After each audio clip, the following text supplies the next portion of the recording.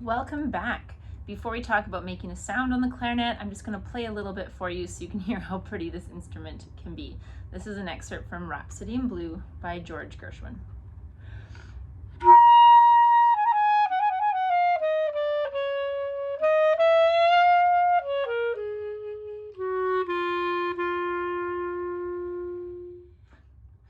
The clarinet is a unique instrument. It has a huge range. It can play really, really low. That's quite a low sound for an instrument as small as this one. It can also play really, really high. And every note in between has a slightly different tone. Often the clarinet is thought of as having a lower voice, which is that deep, rich, velvety sound. It has a middle voice, which is a little more lyrical and singing. And then it has a much higher, like I just played, sound in its upper voice. If I play every note from the bottom to the top in the clarinet, listen to how the tone changes as I travel up the instrument.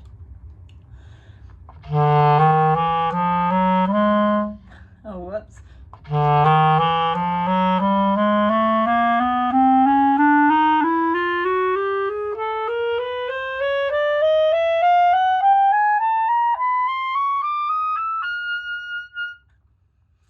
As you can see, that is quite a large range for an instrument. So let's start with making our first sound. As you can see, I made a mistake. Everybody makes mistakes from time to time, and that is okay.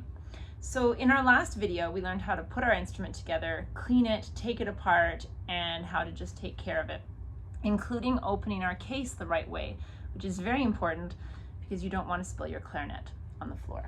So to start today's lesson, we're going to talk about the reed. The reed is the piece of wood that you buy, and it is when air passes between the reed and the mouthpiece, the reed moves, and that's what creates the sound. A couple things about reed care. They may not seem expensive at around $2, $3, $4, I shouldn't even know what they cost, per reed, but if you have to replace them all the time, this can become quite expensive. So a couple things about reed care. First rule, the top of the reed here, this little curvy bit, you can see that it's very thin, as you can get it by my hair there. It's very thin at the top. It breaks really easily. So you never really want to touch that part of your reed with your teeth, your fingers, or anything. You can get from any music store something called reed guards, and this is highly recommended in your required supplies. And they come in many different types, but the point is that when you put a reed on the flat surface and slide it into the guard, it will keep the tip of the reed, A, from getting broken in your case, but B, because it's on a flat surface, it keeps the reed from warping or getting wobbly as it dries out.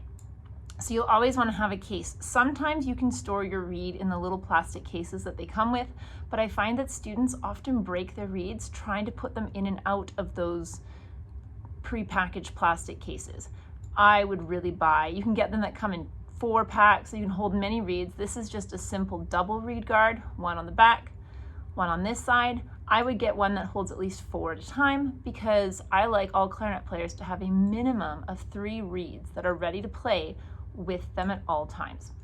We'll talk more about that later. So to get started, you want to take the reed out, and in order for a reed to play, it has to be wet, and it has to be wet on both ends. The most easy way of doing this is to suck on the reed.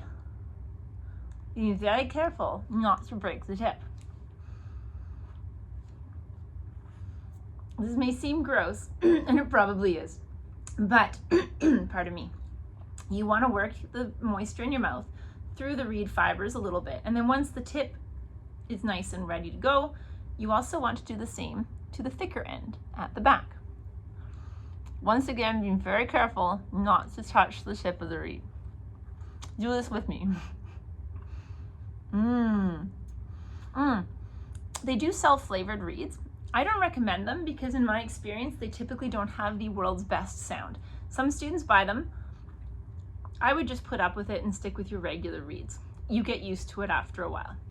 Now, once your reed is properly wet on both ends, and if that really grosses you out, you can always have a cup of water and you can soak it that way. You're going to want to take this mouthpiece and barrel combination. So we only need these 2 pieces of the clarinet. Now the first thing you'll want to do is look at the reed. You can see on one side we have this pretty patterned wood, and then from here on up, the reed is shaved. So you don't see the texture of the wood grain anymore, you have the shaved bit. And on the back, you can see the logo for whatever brand you've bought, usually the strength of the reed. I play on a 3.5. I don't like my students to start on anything weaker than a 2.5. So do not buy any strength 2 or 1.5 reeds. Start with a 2.5. You'll also notice that this back side of the reed is perfectly flat all the way up, whereas the other side has a little ridge here, it's thicker, and then it goes to become thinner. You'll want to look at this flat part of the reed. Make sure it's wet, not dripping, just wet. And then if you look at the front part of this mouthpiece, even though there's a hole up at the top, there's a flat bit as well. Start by taking the reed and placing it on the flat bit. Now this is the tricky part. Without touching the tip, you want to line the reed up so that it is level with the top. Now this is a little bit of a magic trick. If you look here, when the reed is in the right spot, do you see how you can see a tiny bit of that reed above the mouthpiece? If I then switch it around, can you see a tiny bit of the black mouthpiece? Nope, it's too high up. Hold on. See? You should be able to see a tiny bit of black above the reed. So black there, reed there.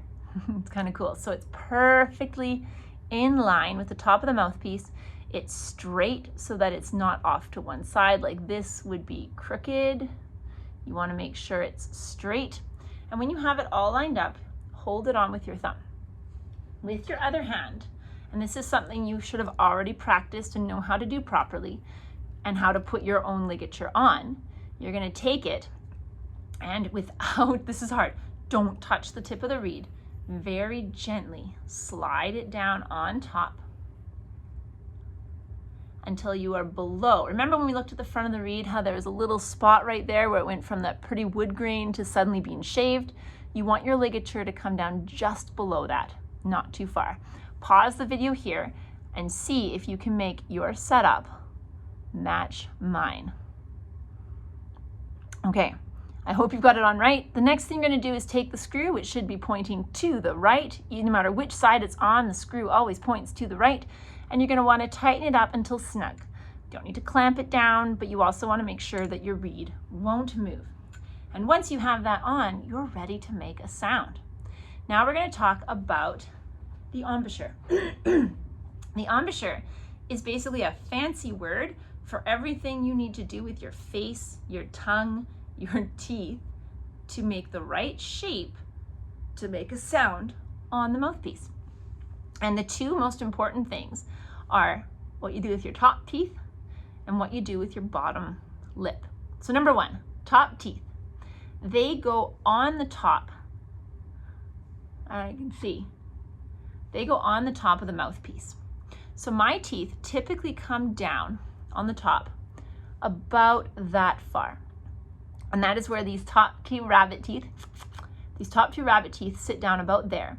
And I put a fair amount of pressure from the mouthpiece on my teeth, which means that the clarinet is always being gently pushed up and in to those top teeth. So let's just start with that.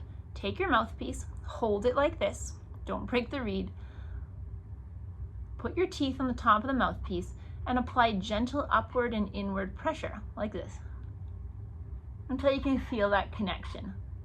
Yeah, you see that? Good, try that. When you're comfortable with that feeling, it shouldn't hurt, but it should be firm. The next step is to take your lower lip and make sure that it is covering. It is over top of your bottom teeth. Not like the top teeth, which actually touch the mouthpiece. Your bottom teeth here should never touch the reed. Bottom teeth do not touch the reed. So, teeth on the top, lower lip covers up the lower teeth. And usually my lower lip is going to be about halfway down this reed. I actually have a cool trick for you. Where did it go?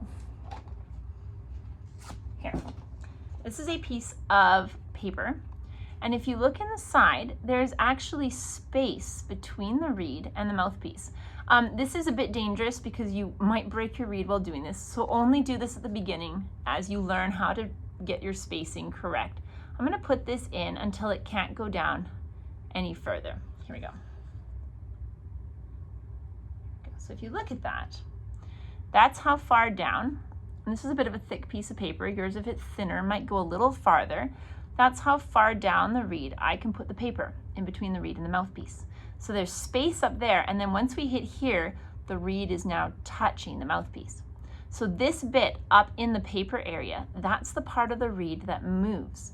So you want your lower lip and teeth to kind of push the reed right where that card stops going down. So that's probably going to be your sweet spot where you want your lower lip and teeth to apply gentle pressure to the reed. Not a lot, but a little bit of pressure, okay?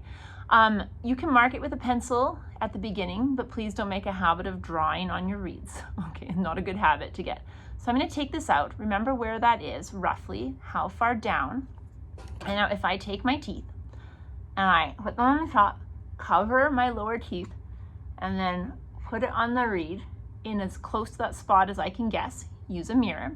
The last thing I need to do is just seal my lips around so that all the air I breathe out goes into the mouthpiece and none of it escapes into the room with as flat, see my nice flat chin, squeeze the corners, flat chin. You're not necessarily squeezing the mouthpiece, but you're pushing these corners in to create a seal while pointing your chin at the floor. I'm going to do this with better posture. You always want to sit up straight, teeth on the top, lower lip at that point where the paper can't go down anymore. And I'm going to blow air between the reed and the mouthpiece.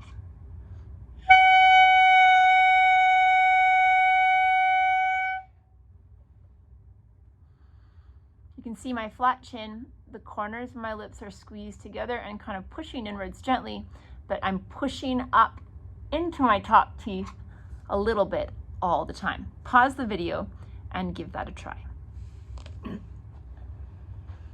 Okay, some of you might be back going, I couldn't make a sound. That is completely normal.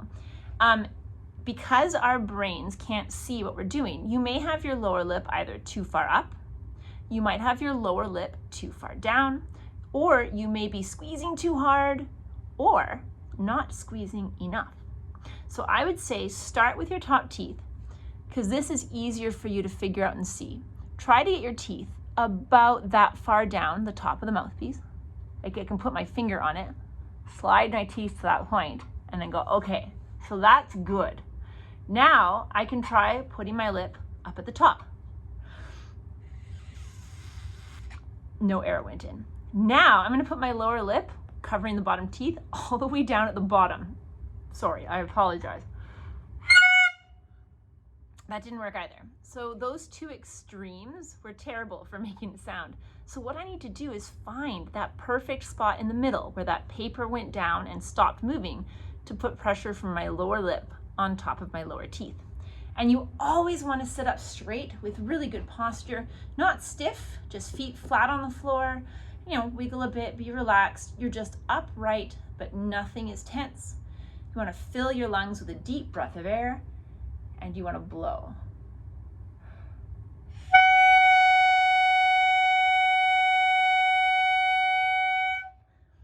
As I said, it's going to take a little bit of practice and experimentation, but remember, if it's hard to get the air in, your lower lip is probably too high. If you can't control the sound, like it's all over the place, your lip is probably too far down. Make sure that your teeth are down, I would say about half a centimeter, 3/4 of a centimeter, down the top of the mouthpiece, kind of where my finger is pointing. There's your general guide for where your top teeth go. And pause the video, practice. Once you've got a sound, I want you to do this exercise with me. I want you to take a big inward breath for 4 counts. Here we go. Ready?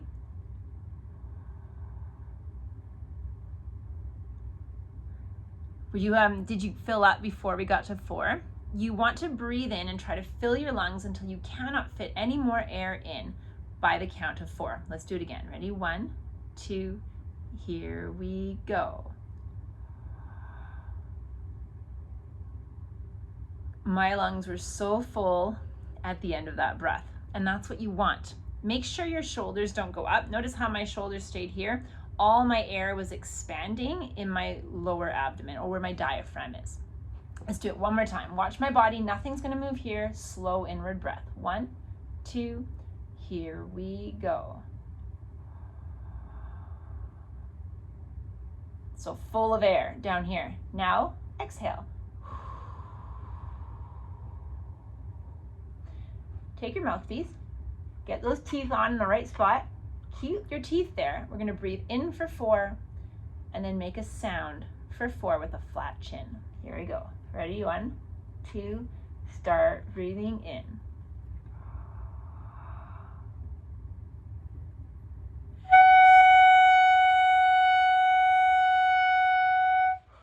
Let the rest of the air leave. Let's do it again. Ready? In.